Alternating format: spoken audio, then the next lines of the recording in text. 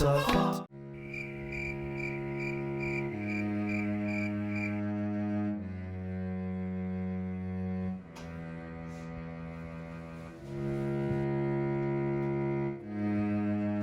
Do this. Come on, this way, right here. Come on.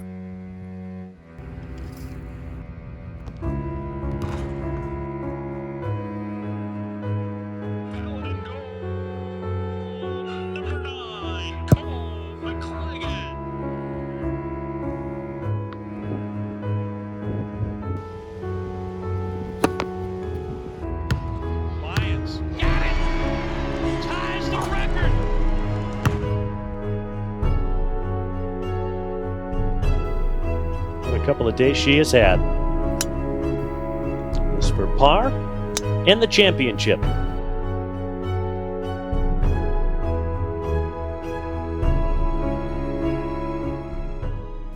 I'm a student. I'm an athlete. I work hard, and I'm willing to do Whatever it takes. whatever it takes, Whatever it takes. whatever it takes.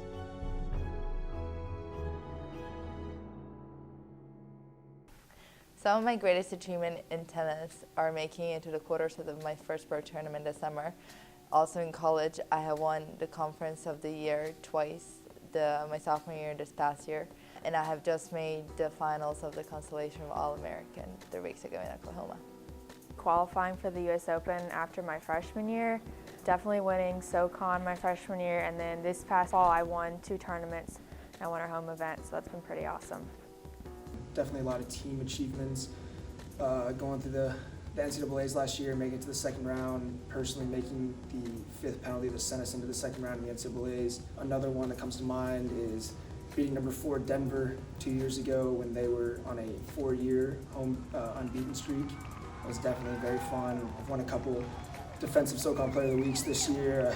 I was a leading goal scorer on the team this year, which is also exciting for me. My freshman year here at Furman, which was over 3 years ago. It doesn't feel like that long ago, but we won a regular season title, so we got a ring for it. Last year was just a remarkable year here.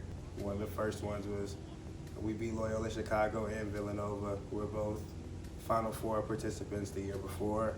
Villanova won the national championship the year before, so winning both of those on the road at their arenas was really big for our program. It was something that we'll never forget, and to be able to do it together with a bunch of people that you care about was really special.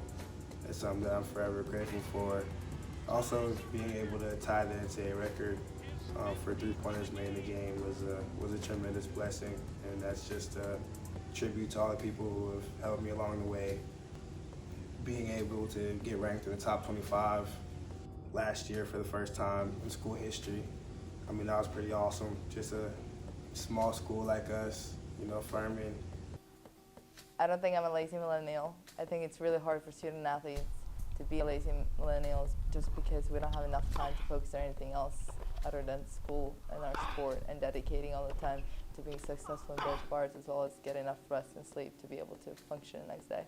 I definitely don't think I fit the stereotype of a lazy millennial for sure. I mean, I work really hard every day, and like with school and golf, it takes a lot of my time. I don't really watch TV because I don't really have time to. So to say like I'm a millennial, I don't think I definitely don't fit the category. The lazy millennial stereotype, that's something that's so used in today's society. I really pride myself on not being a part of that. I really try and come out every day and just work my butt off. And kind of like I said earlier, I wake up every day just with a chip on my shoulder. I just want to be great, and I won't let myself be a lazy millennial if you must. I know a lot of them, and it's just not something that I aspire to be. I would say I don't fit into the category or the stereotype of being a lazy millennial. I would say to you who think I am to follow me around for a day. I think I speak for most athletes at this school, most athletes in the NCAA, that we work hard on the field, we work hard off the field. If we're not on the field, then we're working in the classroom, and that takes time as well. We're here to be student athletes, and being students takes a lot of our time, and I guarantee you if you were following us around for a day, you'd see that we're not lazy. I'd say we work crazy hard. I'm putting in probably 3 to 4 hours a day in the classroom, and I'm putting in probably 4 to 5 hours a day on the field and off the field, and the rest is making sure that we get our rest, because the rest is as important as the hard work that we're putting in. It allows us to stay consistent and allows us to work hard. The amount of hours that I put into it, it kind of varies week to week. I mean, typically, we practice pretty much every day. We might get one off day a week, and in the preseason, practices are normally about 2.5 hours, but now since we're in season, they're not as long. They're probably about an hour and a half. Day before a game, it's kind of an hour, 15 minutes. But other than that, I mean, there's definitely a certain amount of time every day, probably about an hour and a half, 2 hours, to where I just go to the gym by myself and just work on whatever it is, free throws, my ball handling, my jump shot. I feel like to really be great, you have to put in time that's not mandatory. And practice is mandatory. That's the standard. That's the obligation. But to really get to the next level and really to elevate yourself and separate yourself, I think you definitely have to allocate some time every day to just be in there by yourself, working on your craft and working on what you think you need to improve on. My mental game, it's one of my strengths. I'm able to kind of like not let things get to me, and I can really block out a lot of distractions. Before every round, I meditate for like 25 minutes just so I'm ready to go. Mentally before games, I like to be alone. Before we go out with the team, I like to be with the team, but before that, I like to take a lot of time to myself. I do a lot of breathing exercises. I take a lot of time to close my eyes and like to visualize what's going to happen, and I like to keep my own music in my ears and keep other distractions out of my head, which help me visualize what I'm going to do during the game and take time to see how I can personally impact the team. I'd say my competitiveness and my mental game definitely would differentiate me from the rest of college tennis players, especially when just coming back from the fall tournaments. I'd say definitely our mental toughness and being tough and not giving up until the last point, and even every point, no matter if it's the biggest point of the match or just a regular point in the game, every point matters. I would say I'm at my best when I'm working purely off instinct, and I would say that's another thing that helps me get my edge over the opponents that worked hard is when I get in my instinctive mode that I know what's going to happen, and everything is just reactive and what I've been taught my entire life, because when we go back to the basics, it's the easiest thing to do. I think once you get to this level, working hard is kind of the price of admission. If you didn't work hard, you probably wouldn't be at this level. Everybody who's at this level pretty much loves the game of basketball. I feel like that's within all college athletics. If you're doing it, you probably love the sport that you're doing.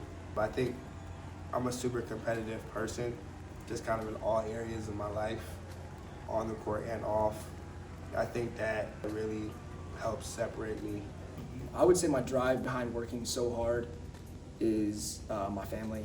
They've sacrificed a lot for me to be here and a lot of the opportunities that I had.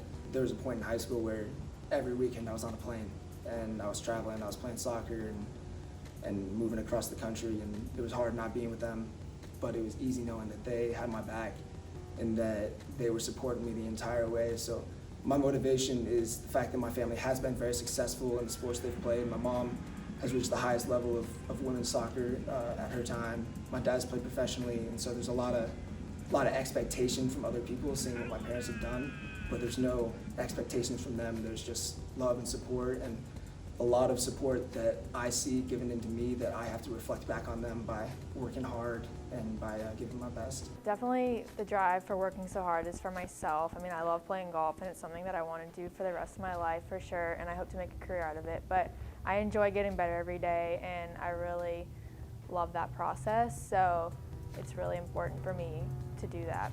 I would honestly say that I hate losing more than I love winning.